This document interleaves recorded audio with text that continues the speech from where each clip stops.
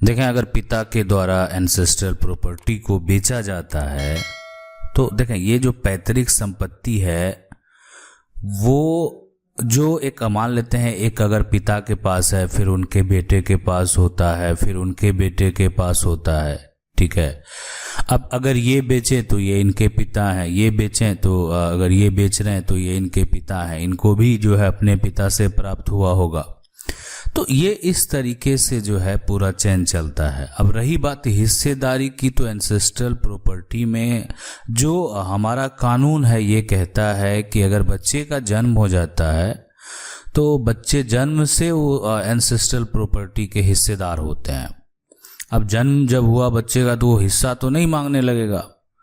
अब अगर कोई पिता है वो क्या किए कि अपने पैतृक संपत्ति को बेच दिए, ठीक है, बेच दिए।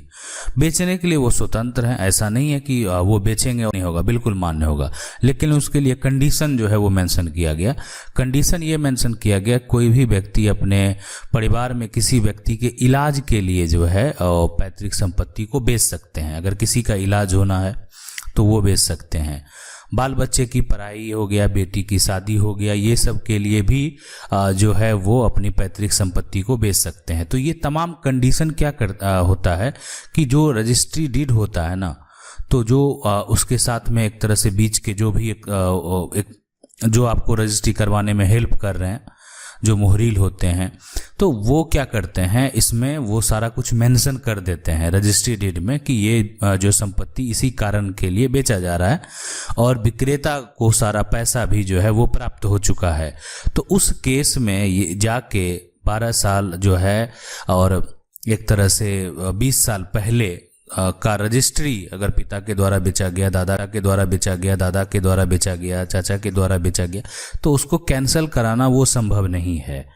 लेकिन अभी अगर वर्तमान में ऐसा कोई नीड नहीं है, कोई आवश्यकता नहीं है और फिर भी वो संपत्ति को बेचा जा रहा है और ये वर्तमान की बात है, तो उस केस में आप दावा कर सकते हैं कि ये रजिस्ट्री में जो मेंशन किया गया ऐसा कुछ नहीं है और ये जो है जो बेचा जा रहा है वो गलत है। इसलिए कि मेंशन तो कर दिया गया कि हम बच्चे की पढ़ाई के लिए बेच रहे हैं या इलाज के लिए बेच रहे हैं, लेकिन अगर ऐसा कोई कंडीशन नहीं है तो उस केस में आप अपना दावा कर सकते हैं। और ऐसे भी अगर एक पैतृक संपत्ति है और उसमें एक पिता के 2 बेटे हैं तो उस पैतृक संपत्ति का 3 हिस्सा होगा। कानूनी तरीके से 1 हिस्सा ही पिता जो है वो बेच सकते हैं, ठीक है। अब जो सवाल है, अब सवाल ये है यहाँ पर कि अगर पिता ने जो एंसेस्ट्रल प्रॉपर्टी 12 साल पहले बेच दिया है, पिता के द्वारा जो है वो एंसेस्ट्रल है, और 12 साल बाद जाके जो है बेटे को पता चला, तो क्या उसका जो है केस करके वापस मिल सकता है? देखें, पिता और बेटे को इसलिए नहीं पता था क्योंकि वह बाहर रहता था। फिर जो है यहाँ पर बहुत दिनों के बाद जो है गांव आया तो पता चला कि जो है ये यहाँ पर सुझाव दीजिए कि इस तरह से केस लड़ सकते हैं कि नहीं, या waste of time of money होगा। देखें, केस का जो है फाइनल डिसीजन तो हम आपको नहीं बताएंगे, लेकिन हम आपको ये बता दिए कि जो बेचा गया संपत्ति है उसका डीड का जो है एक तरह से आप नकल निकाल के देखिए, है ना, कि वो किस कारण से बेचा गया। किसी को भी पैतृक संपत्ति पूरा बेचने का अधिकार नहीं है। पिता के अगर बेटे हैं और बेटे बाली कब हो गए हैं तो वो उसके हिस्से को तो ठीक है मान लेते हैं बेच सकते हैं, जाके रजिस्ट्री कर सकते हैं, इसलिए उनके नाम पे है। लेकिन फिर इमीडिएट अगर बेटा उस पर एक्शन लेता है तो फिर वहां पर दिक्कत होगा, एक्शन लेता है तो फिर वहां पर दिक्कत होगा। तो 12 साल बाद आप जो है आपको पता चला है और आप वहां पे अगर दावा कर रहे हैं तो ये जो होगा एक तरह से, और कहे कि बहुत सारा समय हो गया, बहुत सारे दलील पिता के पास होंगे, तो यहाँ पर हो सकता है कि आपका जो केस होगा वो पिता का केस जो होगा आपसे कहीं ज़्यादा ऊपर होगा। हाँ, ये मामला अगर लेटेस्ट होता, ये मामला का ज़्यादा दिन नहीं हुआ होता, साल होता, 2 साल होता, 3 साल होता, तो बहुत आसानी तरीके से आप इसमें अपना दावा कर सकते। सवाल हुआ यहाँ पर कि सर 1922 में केवाला हुआ, लेकिन 1930 में डिस्ट्रिक्ट कलेक्टर ने केवाला रद्द किया। ऑर्डर सीट जो है वो जारी किया जिसमें हमारा नाम नहीं है, ऑर्डर सीट जो है यहाँ पर दूसरे के नाम है। अब क्या होगा? तो देखें, केवाला जो हुआ यहाँ पर वो हुआ 1922 में, ठीक है, और जो 1930 में जो है ये एक तरह से ऑर्डर सीट अगर जारी किया और जिसमें आपका जो कैंसिलेशन का है ना, आपका जो है केवाला 1930 में डिस्ट्रिक्ट कलेक्टर ने केवाला रद्द किया और ऑर्डर सीट, लेकिन अगर उसमें आपका नाम दर्ज नहीं है ना, दूसरे का नाम है, तो होगा क्या? कहने का मतलब है कि या वो यही होगा कि वो सीट तब मान्य नहीं होगा। जो सीट पे पहले से गलत हो गया है, अब वो 1930 का मामला है, अभी उस स्टेज में जो है दूसरे विभाग के अधिकारी बैठते हैं, तो उस पर आप अपना दावा पेश कर रहे हैं, तो यहां पर तो दोबारा फिर उसको जांच पड़ताल करने के बाद ही सुधार का कोई ऑप्शन मिल सकता है। अब आप इसमें चाहते क्या है, तो वो आपने जो है स्पष्ट नहीं बताया, तो हम आपको एक सजेशन दे सकते थे कि आपको क्या करना चाहिए। सवाल है कि सर हमने एक प्लॉट खरीदा है, किसान जो है कोटे का है, उसका दाखिल खारिज नहीं हुआ, पक्की रजिस्ट्रेशन हुआ है क्योंकि उसका पेपर नहीं है। हम चौथी पार्टी हैं, हमसे जो है डीलर ने कहा कि पेपर सही है, हमें रजिस्ट्रेशन के बाद पता चला, तो क्या करें, हमारी ज़िंदगी भर जो है पैसा लगा हुआ। देखें सीधी सी बात है, आप उसको पहले अपने तरीके से वेरीफाई करें, जो भी है दाखिल खारिज मान लेते हैं, पक्की रजिस्ट्रेशन नहीं हुआ। अब जो पहली पार्टी है, सबसे बात जो पहली बार जमीन को बेचा है ना, और वो पहले जो आपका प्लॉट है वर्तमान में, है ना, पीएल प्लॉट है, वो किसके नाम से अभी वर्तमान में है? किसी का तो नाम होगा कि सरकार का नाम है, जिसका भी नाम हो, किसी व्यक्ति का नाम हो, वो आप उसको वेरीफाई करें। वेरीफाई करने के बाद देखें कि जो पहली बार विक्रेता बना, जो पहली बार बेचने वाला बना, वही जो है वही या उसी परिवार का कोई सदस्य है कि नहीं।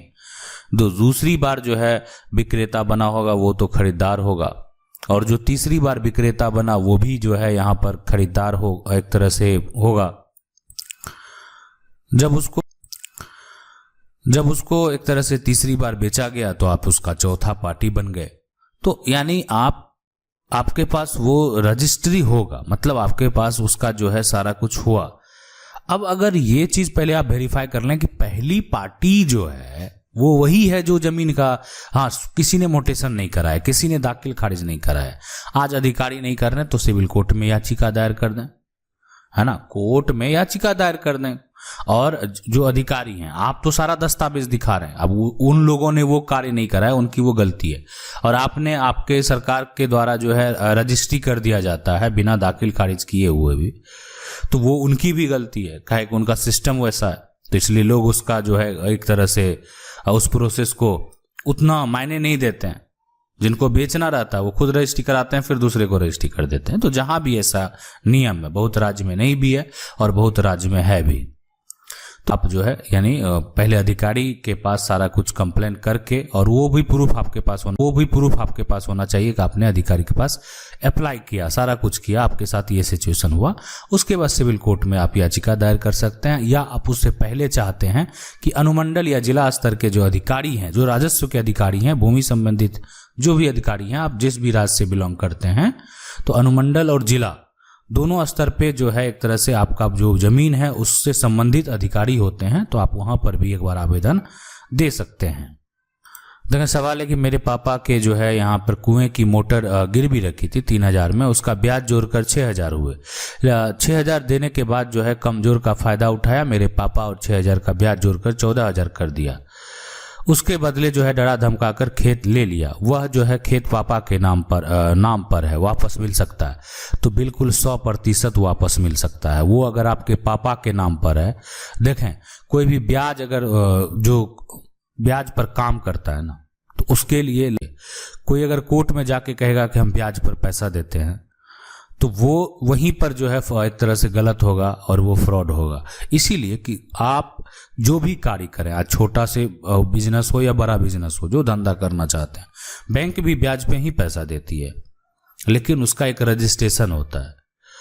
अब कोई नहीं करवाया, वो जाके कोर्ट में कह ही नहीं सकता है कि हम ब्याज पे पैसा दिए थे। और रही बात आपने क्या पैसा दिया था, उसके पास आपके पास क्या प्रूफ है? प्रूफ है कितने पैसे दिए थे, वो जो है एक तरह से बस मान्य होगा। अब रही बात कि आज जमीन आपके पापा के नाम से है, तो उस पर तो एक तरह से जबरन कब्जा करने का जो है आरोप लगेगा, और साथ में ये भी हो सकता है कि आगे चल के अगर मान लेते हैं किसी प्रकार का कोई अभद्र व्यवहार करे, तो फिर जो है वारंट भी उसके खिलाफ निकल सकता है। तो पहले काम आपको क्या करना, उसके खिलाफ FIR दर्ज करवा देना, ये करना बेहद जरूरी है। थाना प्रभारी, ये करना बेहद जरूरी है। थाना प्रभारी के द्वारा किसी प्रकार का कोई एक्शन नहीं अगर लिया जाता है तो आप DSP और SP के पास भी इससे संबंधित आवेदन दे दें और SDM के पास भी एक केस फाइल कर दें, ठीक है, और उस पर धारा 144 लगवा दें। ये प्रक्रिया आप कर दें, पहला काम। अब इसके बाद का स्टेप ये होता है कि हो सकता है कि ये सारा स्टेप से ही वो प्लॉट छोड़ दे। अगर ये सारा जो स्टेप से बाद अगर वो प्लॉट नहीं छोड़ता है तो आप जो है उसके खिलाफ जो है सिविल न्यायालय चले जाएं और अपना दावा पेश करें और वो उस पर आरोप लगा दें कि वो जबरन आपकी संपत्ति को जो है कब्जा करके बैठा हो। सवाल है कि सर मेरा प्रॉब्लम यह है कि मेरी जमीन और मेरे पड़ोसी का जमीन जो है वो अगल बगल है और मेरे पड़ोसी मेरे जमीन के अंदर तक जो है कम से कम 10 फीट मेरे में जो है घर बना लिया है, हम क्या करें। देखिए, घर बना लिया है, वह जमीन जो है छोड़ना जो है उसको पड़ेगा। अगर आप चाहते हैं वो जमीन छोड़े तो घर अगर बना लिया है तो मकान वाली बात है, उसका एग्जैक्ट प्लॉट का मेजरमेंट किया जाता है, नापी किया जाता है। तो आप जो है अभी देखें, घर तोड़ने का आदेश तो किसी अधिकारी के पास भी नहीं, तो हम ये नहीं कहेंगे आप घर तो बना लिया पूरा, ठीक है, तब आपको ये बात तो सूचित करना पड़ेगा कि आप उसको रोक नहीं पाए या आप उस समय मौजूद नहीं थे जिस समय वो आपके जमीन पे घर बना रहा था और आपने उस समय इसीलिए किसी प्रकार का FIR नहीं किया इसलिए कि आपको मालूम नहीं था और जब तक आप उस प्लॉट पे आए तब तक आपका घर बन चुका था। तो इसलिए अब इसको मामला को जो है सिविल न्यायालय में ही ले जाना पड़ेगा ताकि सिविल कोर्ट का जब आदेश होगा तभी वो मकान जो है वो टूट सकता है। आदेश होगा तभी वो मकान जो है वो टूट सकता है। आशा करते हैं वीडियो अच्छा लगा होगा। वीडियो को लाइक जरूर कर दे। चैनल को पहली बार देख रहे हैं सब्सक्राइब करके जो